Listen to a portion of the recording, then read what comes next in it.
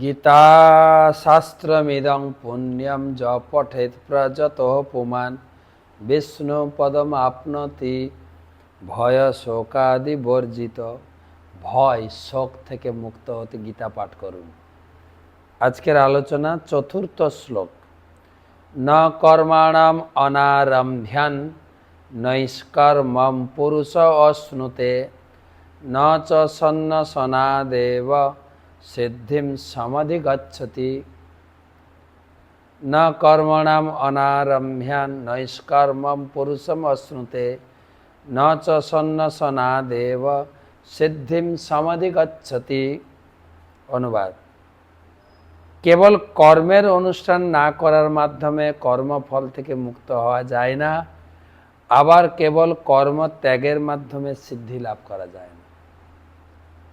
অর্জুনের প্রশ্নের উত্তরে ভগবান গতকালকে বলেছেন, অর্জুনের প্রশ্ন ছিল, ভক্তি করতে এসেও কি আমাকে কাজ করতে হবে? ভগবান কালকে বলেছিলেন, আধ্যাত্মিক জগতে দুটো জিনিস, একটা হচ্ছে জ্ঞান যোগের মাধ্যমে সিদ্ধি লাভ, আর একটা হচ্ছে কর্মযোগের মাধ্যমে। তো আজকের শ্লোকে ভগবান বলছে, দুটোতেই কর্ম তোমাকে করতেই হবে। কর্ম না করলে এই জ্ঞান যোগের মাধ্যমে তুমি মুক্তি লাভ করতে পারবে না। কর্ম ত্যাগ করলে তুমি ভক্তি যোগের মাধ্যমে সিদ্ধিও লাভ করবে।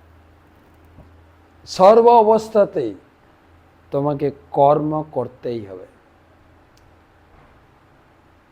আমাদের বাংলায় একটা কথা আছে, কষ্ট না করলে কেষ্ট মেলে না। কষ্ট, তোমাকে কাজ করতেই হবে। হ্যাঁ, তাছাড়া তো যারা আশ্রমবাসী তাদেরকে তো প্রচুর শ্রম দিতে হয়। যে শ্রম দিতে পারবে সে আশ্রমবাসী হবে।